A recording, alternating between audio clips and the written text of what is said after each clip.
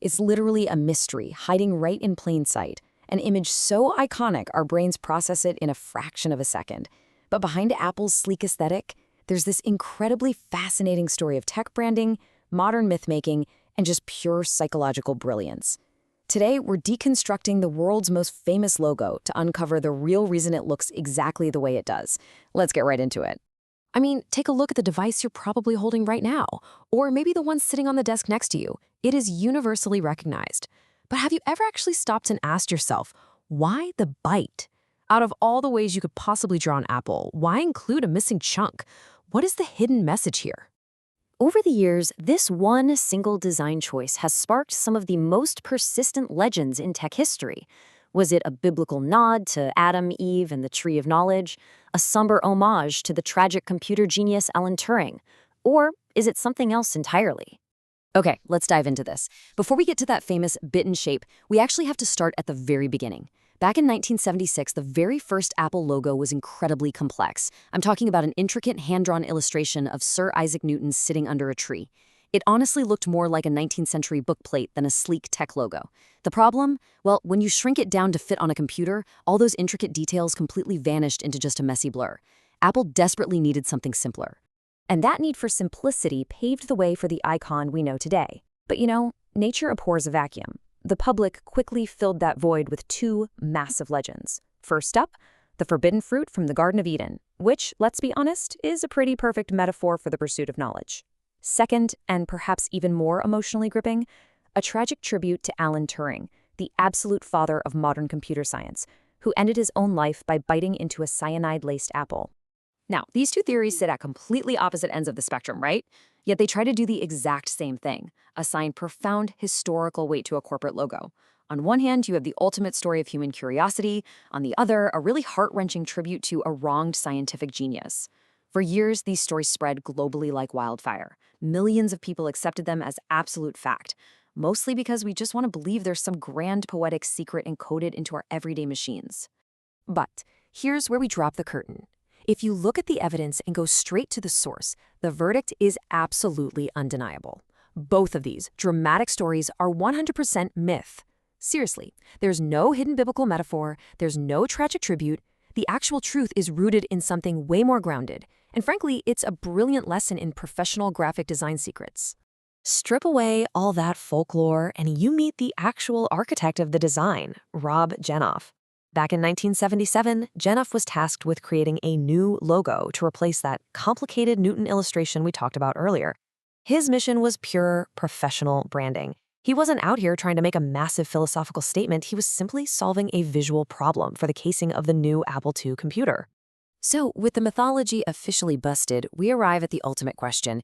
If it wasn't Adam and Eve, and it definitely wasn't Alan Turing, what is the real reason behind the bite? Why not just draw a perfectly round, whole apple and call it a day? The answer comes straight from Rob Janoff himself, and it is a total masterclass in practical design logic. He stated, and I quote, "The bite was added so it would be instantly recognizable as an apple and not a cherry. That's it, the whole shebang." This grand mystery boils down to a brilliant, super pragmatic solution for visual scale. And this brilliantly illustrates exactly what he meant. Think about the shapes for a second. If you shrink a perfectly round fruit with a stem down to a tiny size, like say a small logo on a computer casing, it completely loses context. A small whole apple looks exactly like a cherry, but the moment you take a bite out of it, the scale is instantly established. A cherry is just simply too small to take a semicircular bite out of. It's a genius, incredibly simple trick of visual proportion. So, with that core silhouette locked in, the aesthetic skin of the apple was just beginning this decades-long journey in tech branding. The fundamental shape was set in stone, but as technology shifted, so did the icon. It adapted to changing landscapes, while never ever losing its core identity.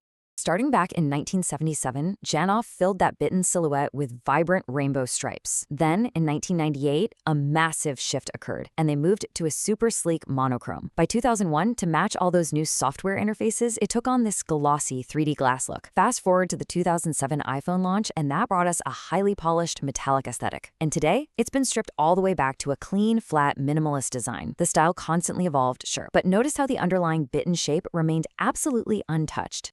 And these eras weren't just random, They directly reflected Apple's shifting identity over time. The 1977 rainbow basically screamed colorful and approachable for a scrappy startup.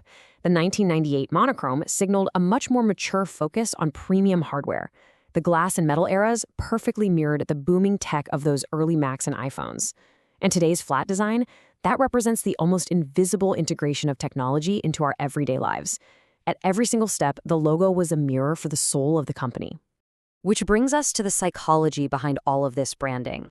It really all revolves around one single concept: brand simplicity.